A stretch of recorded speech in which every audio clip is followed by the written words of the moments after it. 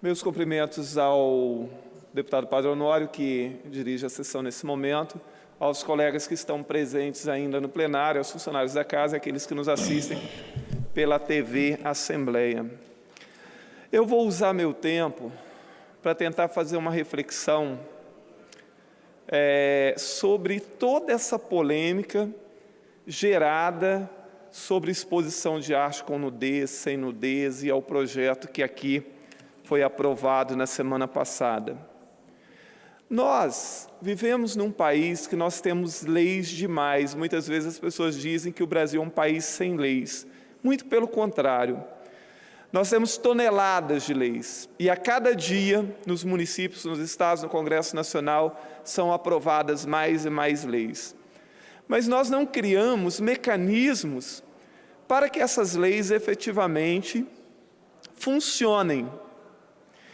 A questão daquela exposição de arte com pessoas nuas que crianças teriam visitado lá no Rio Grande do Sul, sei lá onde, aquilo, a imprensa fez um sensacionalismo muito grande daquilo e as pessoas embarcaram nessa discussão como se toda exposição de arte que tivesse quadros ou esculturas com nudez fosse a mesma coisa.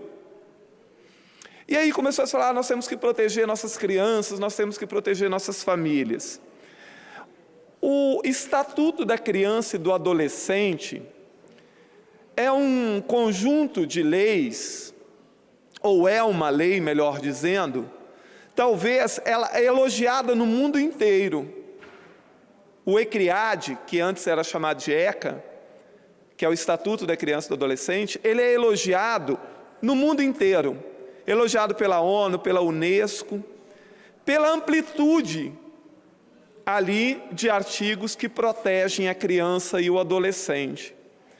Então, às vezes eu fico me perguntando, naquele episódio que teriam levado crianças numa exposição que tinha atos obscenos, ao invés do estardalhaço que as pessoas fizeram, por que elas não procuraram o juizado da infância e da juventude, a polícia, o conselho tutelar, enfim, as autoridades, e denunciaram com base no que está escrito no artigo 241 do Estatuto da Criança e do Adolescente. O artigo 241 ele é minucioso na questão de como a criança deve ser protegida de qualquer ato pornográfico. Isso já tem na legislação, muito claramente.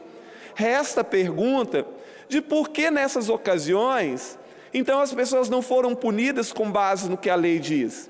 Além disso, o Código Penal, no artigo 233, ele prevê punição para qualquer ato obsceno em qualquer lugar e em frente de qualquer pessoa, quanto mais de crianças, como eu falei, que já está amplamente previsto no Estatuto da Criança e do Adolescente.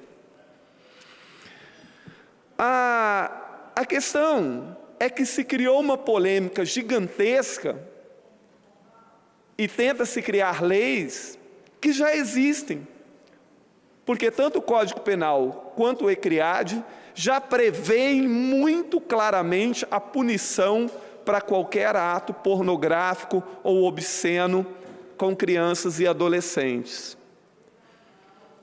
Nós deveríamos, na verdade, a sociedade brasileira, no emaranhado de problemas que nós estamos vivendo neste momento no país, o país afundando na corrupção, numa crise econômica que não se vislumbra quando é que efetivamente vai melhorar, nós estamos gastando tempo e energia com uma discussão que não protege ninguém, não melhora a vida de ninguém, não moraliza absolutamente nada, só polemiza.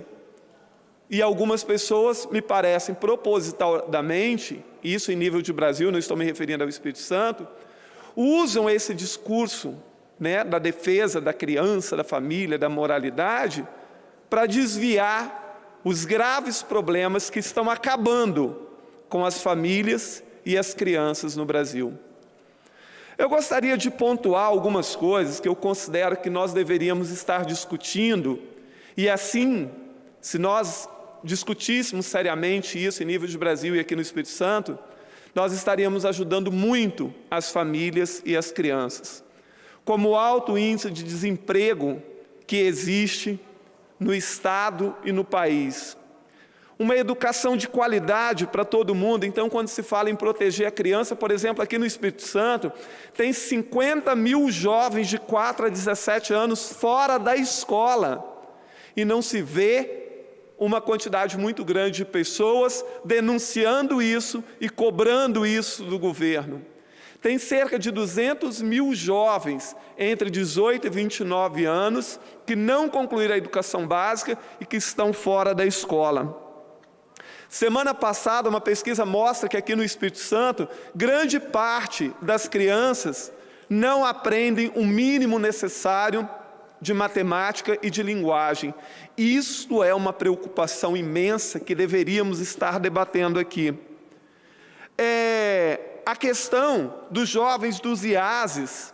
Hoje os IASES aqui do Espírito Santo estão superlotados e a maioria desses jovens não estão cumprindo efetivamente medidas de recuperação socioeducacional e vão voltar e vão reincidir.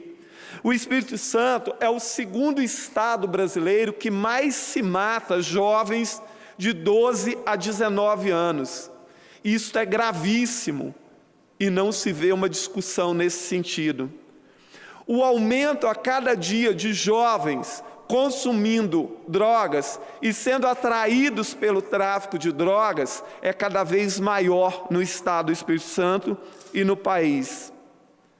Então, aqui eu pontuei apenas algumas questões que estas sim, se nós estivéssemos discutindo isso de verdade e tentando ampliar esses debates e tentando viabilizar projetos, isto sim protegeria as crianças, os adolescentes e as famílias.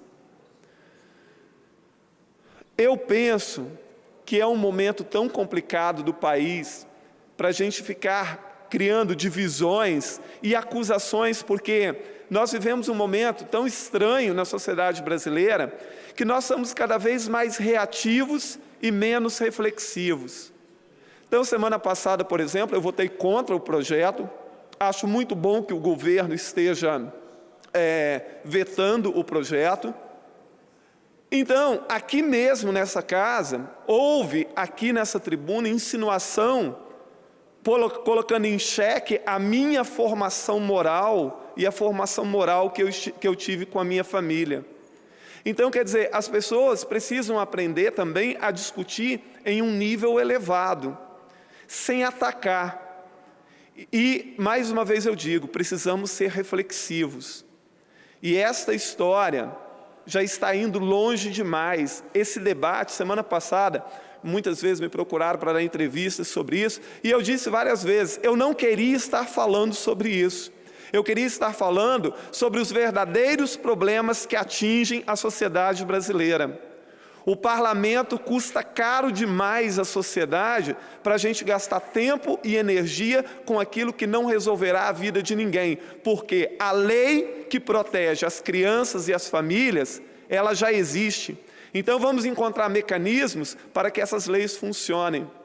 Quando pensamos, por exemplo, em proteger as nossas crianças, por que é que a gente não pensa, então, em ampliar o número de delegacias de proteção à criança e ao adolescente pelo Estado afora?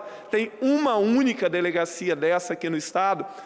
O Dr. Lorenzo Pasolini faz um excelente trabalho, mas com pouquíssima estrutura. Então, vamos viabilizar a legislação já existente. E eu penso que essa discussão, ela já deu o que tinha que dar.